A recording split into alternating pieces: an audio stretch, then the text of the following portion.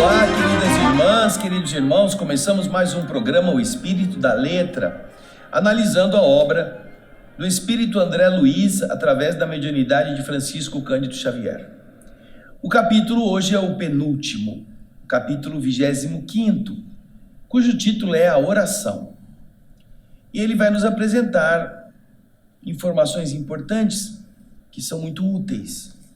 Porque algumas pessoas imaginam a oração como um ato puramente místico, ato fanático, como uma postura que às vezes até foi transformada nisso por rituais religiosos ou cerimônias ao longo dos diversos séculos, sem uma explicação, sem compreensão do mecanismo. Coisa que a doutrina espírita vem desmistificar, né? Vem mostrar por que isso é importante, por que tem um efeito, como deve ser feita. Aliás, no Evangelho segundo o Espiritismo, nós vamos ter comentários de Kardec a respeito de ensinamentos de Jesus a respeito de como orar. Jesus fala isso. O Evangelho canônico traz como devemos orar. E há no Evangelho Espírita, o Evangelho segundo o Espiritismo, um capítulo todo dedicado a isso, pedi e obtereis. Assim, você vai encontrar neste capítulo 25º a explicação do funcionamento, do mecanismo, daquilo que é a nossa ligação com as forças cósmicas. E você vai aprender, vai guardar, vai reter, não mais a fantasia do ajoelhar, do repetir incansavelmente aquelas contas das orações decorebas, daquilo que é um processo quase hipnótico, que não faz nenhum sentido na ligação com a divindade, quando apenas repetido sem sentir o que está sendo dito. Você vai perceber que estas coisas não ajudam a pessoa a compreender. São úteis para as pessoas que estão acostumadas à fé cega, à sua ligação sem uma elevação profunda, essencial. Então, algumas pessoas usam estes recursos para acharem que estão em comunhão com a divindade, numa repetição mecânica, num ritualismo.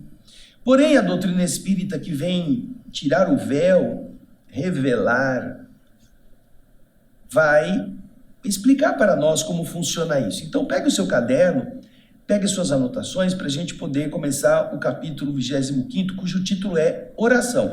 Mecanismos da mediunidade é o nome do livro. Mediunidade, o seu mecanismo, o seu funcionamento, o que a oração tem a ver com isso? Por isso, o primeiro subtítulo que nós vamos encontrar em André Luiz é justamente esse: mediunidade e religião. Mediunidade e religião. Vamos ver o que André Luiz começa a nos explicar. Olha só. Misturada à magia vulgar, a mediunidade é de todos os tempos do mundo. Ele está dizendo, sempre existiu a mediunidade, sempre. A mediunidade sempre foi um fator normal, natural da humanidade. Só que no passado ela era confundida com a magia vulgar, a magia torpe, a magia primitiva. E isso ele vai começar agora a explicar algumas coisas que nós estaremos ilustrando com algumas imagens para você. Continua André Luiz no texto dizendo o seguinte: confundida entre os totens. Totem? O que é totem? Oh, mais uma coisa difícil nesse livro, totem. Totem, você vê a explicação aí que nós colocamos. Totem é um ser espiritual, um objeto sagrado ou um símbolo que serve como um emblema de um grupo de pessoas, como uma família, um clã, uma linhagem ou uma tribo. Então, esses grupos, para simbolizarem a sua identidade, eles faziam totens. Você vai ver na tela como esse que você está vendo. Esse totem simboliza alguma coisa para aquele grupo de pessoas que se vê espelhado nele. Você vai ver um outro. Olha aí, é um outro símbolo. Você vê que tem olhos, na parte do peito tem rosto, né? E você vai ver um terceiro. Aí, olha só. Tem um bico de pássaro, tem asa, tem uma pessoa lá embaixo, tá vendo? Sendo presa, sendo segurada por um ser. Então, eram representações meio fantasmagóricas, assim, meio estranhas, que davam a esse grupo a identidade de que faziam parte dessa mesma linhagem. Vamos pensar nos escoceses. Sabe aqueles que usam aquele vestidinho, aquela saia? Cada padronagem diferente representa uma linhagem de uma família escocesa. Quando você veste aquela roupa típica e ela tem determinados desenhos, e são todos eles xadrezes, geralmente, cada uma das colorações e da padronagem do xadrez está vinculada a uma linhagem. Então você vê como o homem há muitos anos e em muitos lugares utiliza formas de se identificar. E no caso aqui, primitivos, os indígenas, essas tribos algonquianas, elas faziam estes símbolos para identificar a sua linhagem, o seu clã. Continua André no texto, vai usar uma outra palavra que você também não sabe o que é, nem eu sabia. Vamos ver o que é, olha lá. Então, confundida entre os totens e manitos, que são esses manitos? Hermanitos são meus irmãos em espanhol? São os manitos? São os manos? Não. Os manitos, eles representam o quê? Forças mágicas da natureza ou uma entidade ou uma divindade, segundo as crenças e religiões desses povos primitivos. Veja então a referência que nós encontramos em imagem deste manitos. Veja só, você vê um índio sentado na frente de uma fogueira e uma entidade superior tingindo o céu do seu manto com estrelas, na ideia de uma proteção, uma divindade que dá proteção àquele povo que está cultuando este espírito. Tem uma outra imagem também inspiradora. Vejam como são referências dos indígenas, notadamente aí nos indígenas americanos, esses seres espirituais. Nós temos na tradição folclórica brasileira várias referências a Tupi, Tupã, que são também deificações que os povos indígenas da nossa nacionalidade cultuavam como manitos, como essas coisas que estão protegendo, ou seja, você tem uma ligação com uma força.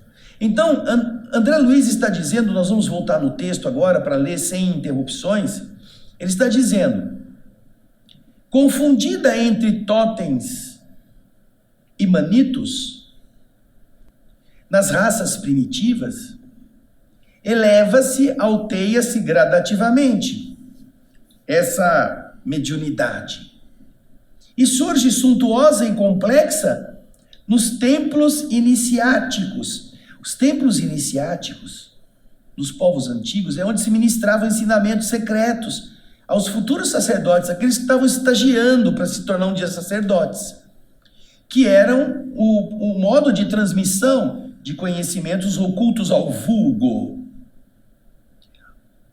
Então, antigamente, nas maneiras de cultuar do passado, essa mesma mediunidade surgia suntuosa, complexa, nesses templos dos povos antigos, ou rebaixada e desordenada, sem uma estrutura de doutrina, entre os magos da praça pública, entre aqueles que sentiam as coisas do mundo invisível, mas faziam disso um espetáculo.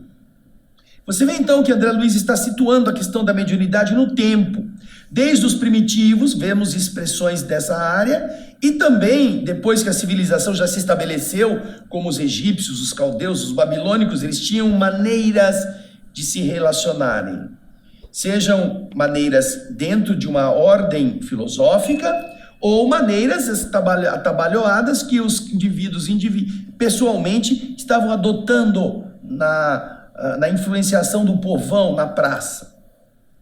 Então, André Luiz agora vai continuar a explicar. Ocioso. Ocioso normalmente é aquela pessoa que não faz nada, né? Mas na palavra, o sinônimo correto é esse. Desnecessário seria enumerar os acontecimentos e profecias constantes dos livros sagrados das religiões nas épocas ancestrais. Porque estão cheios de manifestação mediúnica.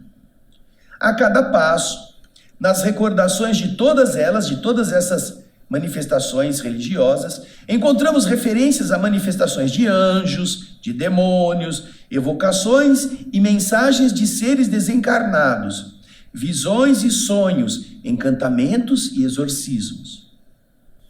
A mediunidade sempre esteve vinculada à religião, sempre. Não importa qual era a religião, não importa qual era o modo de externar isto. E isto ele está mostrando, inclusive, para nos dizer, olha, a Bíblia é o maior documento mediúnico que existe. Tem todas as mediunidades ali relatadas. No próximo subtítulo, nós vamos para reflexo condicionado e mediunidade. Em toda parte, diz André Luiz, desde os amuletos das tribos mergulhadas em profunda ignorância, até os cânticos sublimados dos santuários religiosos nos tempos modernos, vemos o reflexo condicionado. Nós já estudamos reflexo condicionado aqui, nesse livro mesmo, em capítulos anteriores. Se você vai lá atrás, você vai encontrar os efeitos intelectuais, vai encontrar o fenômeno magnético da vida humana, vai encontrar capítulos especificamente tratando das cargas elétricas mentais, mas o capítulo 14 vai falar reflexo condicionado específico. E o capítulo anterior, ou o seguinte, vai continuar tratando dessa questão, falando das correntes elétricas.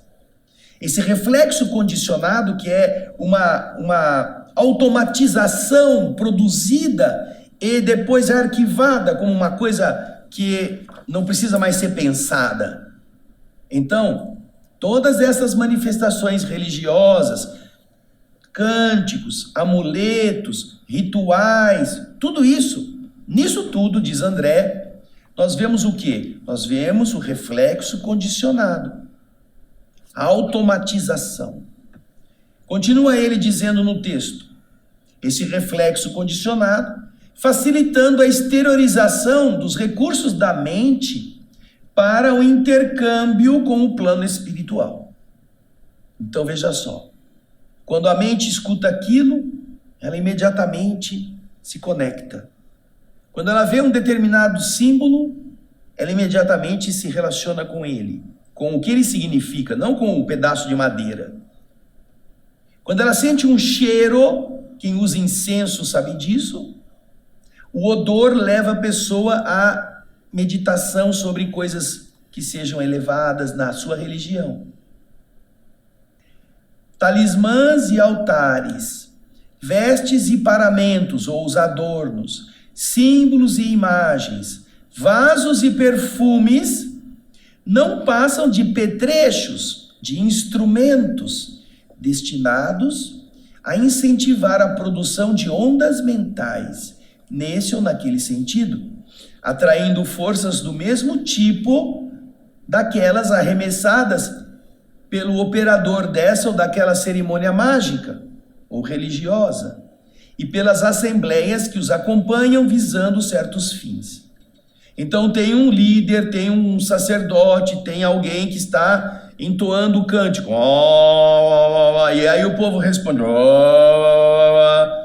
é um processo de interação que nasce em alguém que está dando uma forma ou ordem hipnótica para que os outros entrem no mesmo padrão de sintonia. Então há o quê? São símbolos, são ferramentas para gerar na mente das pessoas uma resposta favorável àquela crença, àqueles conceitos. André Luiz continua explicando. E, quando compreendemos que os semelhantes se atraem, o bruxo, que se vale da mandrágora, que é uma planta que tem uma raiz venenosa, narcotizante, ele se vale dessa mandrágora para endereçar vibrações deprimentes a certa pessoa. Ele, a esta pessoa, procura induzir a emissão de energias do mesmo naipe, com que, na base do terror, ela assimila correntes mentais inferiores, prejudicando a si mesma, sempre que ela não tenha integridade da consciência tranquila. Vocês já ouviram falar de despacho na encruzilhada, né? De coisas que chamam de macumba. Então, o que acontece? Para a macumba pegar, vamos dizer assim, né? Para ela produzir efeito, ela precisa que o macumbado fique sabendo que foi feito macumba. Sabia disso? Olha só. Se fazem alguma coisa e essa pessoa não fica sabendo, ao ter uma postura equilibrada, uma postura boa, uma postura elevada, em termos morais, a macumba não funciona. É por isso que alguém tem que falar para ele, se não o próprio que fez ou alguém que ele mandou falar, informar: olha, encontraram na esquina um sapo morto com seu nome amarrado na boca dele. Acho que você... Nossa, aí pronto, aí já ficou preocupado. Aí já, meu Deus, então fizeram uma macumba contra mim. Aí ele entra na sintonia do mal, do medo. E aquilo que às vezes foi um endereçamento vibratório negativo, que não o atingiria, nem ele se preocuparia, a partir de agora, se ele tropeçar num tapete, foi a macumba. Se quebrar um copo, caiu da prateleira, quebrou, a macumba. Se ele escorregou ao tomar banho no sabonete, foi a macumba. Passaram o pé, deram um trança-pé nele. É assim que funciona. Ele admite mentalmente o mal que lhe fora feito e ele vai rotular de efeitos da macumba todas as coisas que não são agradáveis para ele que ali acontecem. Por isso André Luiz está dizendo isso. Vamos voltar ao texto. Compreendendo-se que os semelhantes se atraem, o bruxo que se vale da mandrágora, que é uma planta para fazer feitiços, para endereçar vibrações deprimentes a uma certa pessoa, a esta pessoa procura induzir a uma emissão de energia do mesmo naipe, do mesmo tipo, com que, na base do terror, do medo, assimila as correntes mentais inferiores. Ela assimila que alguém fez maldade. Nossa, estão querendo me prejudicar, e agora o que vai ser de mim? E então abre brechas para que aquela emissão negativa a atinja, prejudicando ela a si mesma, sempre que ela não possua uma integridade de consciência tranquila. O sacerdote de classe elevada, porque esse bruxo não é um sacerdote de classe elevada, né? Mas um sacerdote de uma classe mais elevada, toda vez que ele aproveita os elementos de sua fé para consolar um espírito desesperado, está endereçando, forçando, impelindo, obrigando quase a produção de raios mentais enobrecidos, com os quais, esses raios que o próprio doente, o próprio necessitado está produzindo, com os quais ele forma o clima adequado à recepção do auxílio da esfera superior. Olha que interessante. Do mesmo jeito que o bruxo induz a vítima a ter medo, um sacerdote elevado produz ao seu pupilo, ao seu atendido, produz o oposto, uma coisa de confiar, de melhorar, de abrir a mente para receber o auxílio da esfera superior. Agora ele vai continuar explicando outras condições. Veja lá. O médico que encoraja o paciente, usando autoridade e doçura, inclina o paciente a gerar, em favor dele próprio, oscilações mentais restaurativas, pelas quais o paciente se relaciona com os poderes curativos abundantes em todos os cantos da natureza. O professor, estimulando o discípulo a dominar o aprendizado dessa ou daquela expressão, o impulsiona a condicionar os elementos do próprio espírito, fazer forçar os elementos dele mesmo, da sua inteligência, ajustando a onda mental do aluno para incorporar a carga de conhecimento de que ele necessita. Tudo isso é fenômeno que ele chama aqui de condicionamento, como está no subtítulo, reflexo condicionado em mediunidade. O capítulo anterior falou, ou melhor, 2 capítulos atrás, nós vimos a mediunidade curativa, que usa esse fenômeno para que o doente se ajude ao assimilar as forças cósmicas, ordenando as suas células que ele quer sair daquele buraco, que ele quer vencer aquele problema, que ele não quer mais ficar doente. Reflexo condicionado. E tem muitos médiuns que dão passe magnético que não fazem a mínima ideia disto.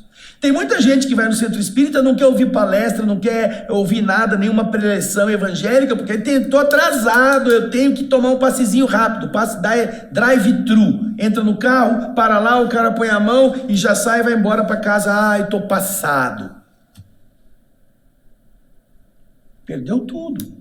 Porque não assimilou nem o sentido do que é receber energia. Acha que é um passe de mágica, acha que é um estralar de dedo, acha que é uma fungação e que na fungação a coisa entra nele e ele se sente melhor. Não entende nada.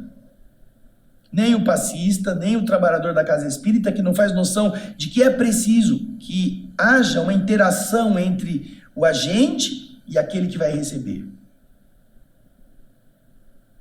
Eu já fui em casas espíritas em que quando você entra para receber o passe magnético, na sua frente tem uma pessoa que você nunca viu, que está parada assim de olho fechado, olhando para o teto. Não olha para você, não cria uma empatia, nem que seja pelo olhar ou pelo sorriso, não que ela tenha que cumprimentar, falar como vai, tudo bem, que bom que você veio, não, nada disso. Isso já deve ter acontecido antes, durante a explicação do Evangelho, em que há uma criação de uma empatia coletiva. Mas na sala de passe, aquele indivíduo que está ali está achando que eu sou autoridade agora, não posso nem olhar para aquele que vai receber a minha energia. Não. Se você não fizer uma ligação, uma conexão, pelo menos simpática naquele momento, aquela pessoa que sentou ali, às vezes foi a primeira vez que foi no centro espírita, não entendi nada, está morrendo de medo, e agora o que vai acontecer comigo? Você eletrocutado? Você olha para ele, cumprimenta, dá um sorrisinho, chacoalha a cabeça assim, dizendo que bom que você veio, com um gesto. E ao aproximar-se dele, você está então dando a ele a noção de que você não vai lhe fazer mal. É a empatia. Vai ajudar a acalmar o coração da criatura. Por isso que não basta chegar e tomar passe, assim, na hora, em cima da hora, entra lá, recebe e vai embora. Não é assim, não. É preciso preparar, é preciso gerar condições. Pega um filé mignon que você compra em qualquer açougue, chega em casa, pica rapidinho, joga numa panela com água, cozinha 2 minutos e come. Vê se ele é gostoso. Pega uma abobrinha do pé, uma abobrinha. Chuchu, melhor chuchu ainda, chuchu melhor. Pega o chuchu, dá uma lavadinha e come assim na boca. Morde, morde, morde. Você vai ver que prazer tem isso, nenhum. Mas faz uma salada de abobrinha, faz o chuchu, refoga, põe lá cebolinha, põe alho, põe pimenta ou põe cebola, faz um guisado, você vai ver como é gostoso. Por quê? Porque teve tempo, penetrou o sabor, soltou o líquido, incorporou tudo aquilo. É a mesma coisa. Agora ele vai para o subtítulo, Grandeza da Oração. Vamos ver. Observamos em todos os movimentos da alma seja no repouso, em todos os momentos da alma, não movimentos. Observamos em todos os momentos da alma, seja no estado de repouso ou na atividade, o reflexo condicionado. Reflexo que aí está explicado. A ação independente da vontade que se segue imediatamente a uma excitação externa. Reflexo condicionado é isto. A ação independente da vontade que se segue imediatamente a uma excitação externa. Reflexo condicionado, vou dar um exemplo aqui para você lembrar. Você passou na rua, viu um cartaz com um sorvete, um sundae. Imediatamente sua boca encheu de água. Você não pensou que aquilo lá é gordura hidrogenada, que tem um monte de coisa que é ruim, toda a massa do sorvete é uma criação humana cheia de produtos químicos. Você não pensou nisso. Imediatamente você lembrou que um dia você já tomou aquele sorvete, já pensou naquele napolitano, aquela coisa. Sua boca imediatamente encheu de água. Uma excitação externa que é independente da sua vontade, isso é um reflexo condicionado. Então vamos voltar.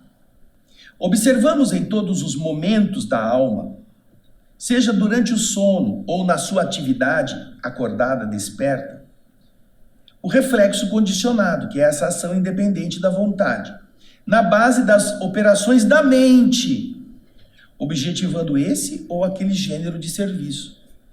Daí resulta a necessidade da vigilância sobre a nossa própria orientação, uma vez que somente a conduta reta sustenta o reto pensamento. E, de posse do reto pensamento, a oração, qualquer que seja o nosso grau de cultura intelectual, é o mais elevado toque de indução para que nos coloquemos de imediato, para logo, em regime de comunhão com as esferas superiores. Vou dar outro exemplo. O indivíduo vive, durante a vida normal de relação, com o pensamento ligado na atração sexual, naquilo que o corpo alheio lhe pode causar de impacto emocional. Nós todos temos nossos hormônios, temos uma história de utilização desses hormônios, às vezes em excesso. E estamos nessa vida com o objetivo de regular esse processo. Não é de anular os hormônios ou anular o interesse pelo outro, por aquilo que ele possa nos causar. Não, mas é de regular isto. Por isso que existe a família, existem as uniões, os relacionamentos. Mas o indivíduo, ele é fissurado, ele só fica pensando naquilo. Ele vai no ônibus, ele olha uma moça bonita, ele procura ver como que são os seus atributos externos, aparentes, e fica imaginando. A moça olha para o rapaz musculoso, bonitão, e já fica pensando como fazer para chegar perto, como sentir aquele corpão. Então a mente está criando um condicionamento. Há pessoas que você não pode conversar com ela, que qualquer coisa que você fala, ela malicia, já notou?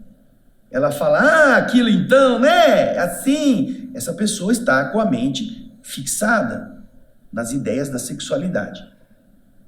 Porém, esse indivíduo percebeu que aquilo lá é meio um problema, que ele tem que melhorar, que ele tem que vencer nisso, e começou a frequentar o centro espírita, fez devotadamente tudo aquilo que precisava fazer, e ele ainda carrega esse problema nele, está condicionado. Mas agora ele está tentando controlar. Aí ele se torna passista, vai aplicar passe. E ele está na sala de passe, daqui a pouco entra uma moça bonita, linda. O que ele vai sentir primeiro? A atração. A atração. Se ele permitir isto, se ele se deixar levar por isso, ele vai ter uma dificuldade muito grande de ser um intermediário de boas vibrações para ela. Porque imagina você aplicar passe numa moça, e às vezes as pessoas vão às casas espíritas vestidas sumariamente, e ele ter que transmitir uma boa coisa quando ele queria dar um agarrão na mulher, dar um beijo e se aproveitar da beleza física. Porque ele está acostumado, o seu impulso está, né? O seu pensamento está, o reflexo condicionado. Então, André Luiz está dizendo, isso é comum acontecer. Porém, se esse indivíduo realmente quer vencer isso, volta ao texto. Vamos lá. Daí resulta a necessidade da vigilância sobre a nossa própria orientação, de vez que somente a conduta reta sustenta o reto pensamento. E então, de posse do reto pensamento, a oração, qualquer que seja o nosso grau de cultura intelectual, é o mais elevado toque de indução para que nos coloquemos, para logo, em regime de comunhão com as esferas superiores. Então entrou a moça bonita, você olhou a moça e viu, puxa, olha que coisa linda que Deus fez. Ai, Deus, que bom. Ai, fecha o olho, me ajuda, Senhor, eu preciso de equilíbrio, eu preciso ter controle, eu quero ser um bom instrumento. Abençoe essa moça bonita, que ela possa ter um bom marido, um bom namorado, que ela seja feliz e que ela não caia nas tentações que às vezes ela está provocando de propósito. Você está elevando o seu pensamento, você não está mais fixando nos seios, nas coxas, nas formas, você está se elevando. É o poder da oração nesse momento. Mas para isso, você precisa ter começado a lutar para não entrar mais na vida promíscua, não entrar mais na prática sexual irrefletida, leviana, porque se você fora da casa espírita é um promíscuo, você vai ser promíscuo na hora que está lá dando passe. As forças mentais estarão tão viciadas que você vai pensar na hora de aplicar o passe naquela moça sem roupa. Se ela fosse sua, vai dar um jeito de conseguir o telefone dela para depois do centro espírita ir atrás da moça. Quer dizer, isso não é um comportamento adequado para quem diz que está querendo servir a Deus, a Jesus, etc. A oração é uma barreira, mas para isso você tem que ter uma vida reta. Não é uma vida sem sexo, mas a atividade sexual com quem você ama, com quem você compartilha a convivência. E a satisfação disto para colocar um limite nesse desejo erótico, nessa exaltação do prazer. Limitá-lo. Continua André Luiz. De essência divina, a prece será sempre o reflexo positivamente sublime do espírito, em qualquer posição, por obrigá-lo a emitir, a projetar de si mesmo os elementos mais puros de que ele possa dispor. No reconhecimento ou na petição, na diligência ou no êxtase, na alegria ou na dor, na tranquilidade ou na aflição, eis a prece exteriorizando a consciência que está formulando a rogativa, em efusões, em fervores indescritíveis, sobre as quais as ondulações do céu corrigem o magnetismo torturado da criatura isolada no sofrimento educativo da terra, recompondo-lhe as faculdades profundas. É nesse intercâmbio, quando a oração é sincera e é efusiva, que você então recebe o amortecimento dos impactos negativos da vida de relação e das frustrações, das derrotas, das perdas. A ordem cósmica atua e faz um reequilíbrio através da prece. A mente centralizada na oração, continua André Luiz, pode ser comparada a uma flor estelar aberta diante do infinito, absorvendo o orvalho nutriente de vida e de luz. Olha que bonito. A mente centralizada na oração pode ser comparada a uma flor estelar, aberta diante do infinito e absorvendo-lhe o orvalho nutriente de vida e de luz. Aliada à higiene do espírito, a prece representa o modificador, o comutador das correntes mentais, elevando-as, atirando-as à sublimação. As correntes mentais começam a se modificar. Aquele impulso, aquele reflexo condicionado negativo começa a ser modificado pela alteração positiva do seu desejo. Vamos ao próximo subtítulo então agora. Vamos lá. Equilíbrio e prece. É indispensável compreender que a inteligência encarnada conta com múltiplos meios de preservar o corpo físico em que se demora. Além dos inestimáveis serviços da pele e da mucosa intestinal que o defendem das intromissões indevidas dos elementos físicos e químicos, prontos para arruinar-lhe a estabilidade, o homem consegue mobilizar todo um sistema de quimioterapia bacteriana. Atualmente em plena evolução, os antibióticos, para uma maior eficiência, como a chamada antibiose ou a atuação bacteriostáticas, levada a efeito por determinadas unidades microbianas sobre outras, na vanguarda dos processos imunológicos. Nos estudos da imunologia, esses são fenômenos que ajudam a estabilidade biológica do ser humano. Continua André Luiz, porém, explicando. É possível, então, coibir, inibir com relativa segurança a febre tifoide, as disenterias, a tuberculose, as rickettsioses, doenças causadas por uma bactéria transmitida por carrapatos, ácaros e piolhos, a psitacose, que é a pneumonia transmitida por aves, as infecções pulmonares e urinárias, etc, etc, etc. Isso com relação ao corpo. É possível coibir todas essas doenças. Entretanto, não acontece o mesmo quando nos reportamos à atmosfera psicológica em que toda criatura se submerge na vida social do planeta. Atmosfera psicológica. Não dá para você tomar um remedinho. Você não tem uma diarreia emocional, da emoção. Não. Visto a distância, diz André, o homem na arena carnal pode ser comparado a um viajante na selva de pensamentos heterogêneos, aprendendo por intermédio de rudes exercícios a encontrar seu próprio caminho de libertação e de subida, de ascensão depurativa. Mentalmente exposto a todas as influências psíquicas, é indispensável que ele se eduque para governar os próprios impulsos, aperfeiçoando-se moral e intelectualmente para que se lhe aprimorem as projeções. No que tange à saúde e à manutenção do corpo, e no que se refere à aquisição de conhecimentos, utiliza o homem a consulta a médicos e nutricionistas, professores e orientadores diversos. É natural, desta forma, se valha da prece, por outro caminho, por outro lado, para angariar a inspiração de que precisa, a fim de afinizar-se com diretrizes superiores. Para a doença do corpo, vai no médico. Para a cultura, vai no professor. E para a melhoria moral, vai na oração.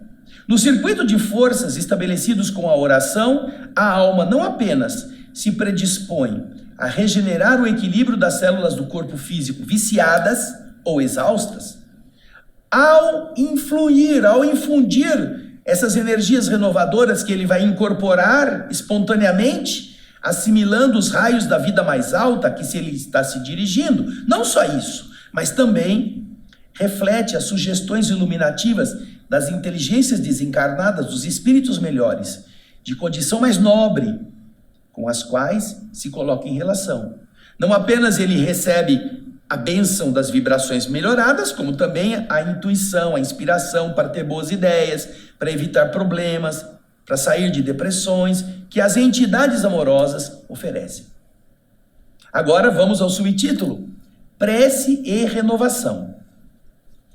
Na floresta mental em que avança, o homem frequentemente se vê defrontado por vibrações subalternas que o golpeiam duramente, forçando-o ao cansaço, à irritação, sejam elas provenientes de ondas doentes, adoentadas, ondas vibratórias, partidas dos desencarnados, dos espíritos em posição de angústia, e que também dividem com ele o mesmo clima psíquico, ou partidas das oscilações desorientadas dos próprios companheiros terrestres desequilibrados, que estão no mesmo ambiente que ele.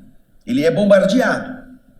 Todavia, tão logo se envolva nas vibrações balsâmicas da prece, levanta-se o pensamento aos planos sublimados, de onde ele recolhe as ideias transformadoras dos espíritos benevolentes e amigos, convertidos em orientadores avançados, em vanguardeiros dos seus passos, na evolução.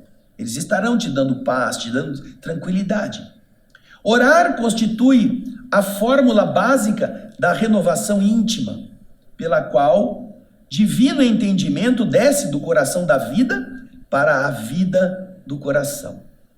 Semelhante atitude da alma, porém, não deve em tempo algum resumir-se a simples pedir algo ao suprimento divino, mas pedir, acima de tudo, a compreensão quanto ao plano da sabedoria infinita, plano traçado para o seu próprio aperfeiçoamento, de maneira a aproveitar a oportunidade de trabalho e serviço no bem de todos, que venha a ser o bem de si mesmo. E para terminar, vem a mediunidade e a prece. Diz André Luiz, a mediunidade na ordem superior da vida esteve sempre associada à oração, para converter-se no instrumento da obra iluminativa do mundo. Entre os egípcios e hindus, chineses e persas, gregos e cipriotas, gauleses e romanos, a prece, expressando invocação ou louvor, adoração ou meditação, é o agente refletor do plano celeste sobre a alma do homem. Orando, Moisés recolhe no Sinai os mandamentos que alicerçam a justiça de todos os tempos, os 10 mandamentos. E igualmente em prece, seja nas margens do Genezaré, no mar da Galileia, ou no pleno Tabor, o Monte Tabor, alta colina também da Galileia, respirando o silêncio dos jardins do Getsemane, lá em Jerusalém, ou nos braços da cruz, o Cristo revela na oração, o reflexo condicionado da natureza divina, suscetível de conceder a sintonia entre a criatura e o Criador. Não importa o problema, a oração liga você ao que soluciona em nossos caminhos as dúvidas que temos para vencer os problemas. Não é aquilo que vai resolver o problema, mas é o que vai nos dar força para enfrentá-lo. Lindo isso, não é? Que maravilha, isso é um tratado de sabedoria. Na próxima semana é o último capítulo, vamos fazer uma festa, uma alegria, porque vai ser Jesus e a mediunidade. Espero você nele, tá bom? Mas vai lendo, já antecipa isso, tá bem? Semana que vem nós terminamos esse lindo livro, Mecanismos da Mediunidade. Um grande abraço e muita paz.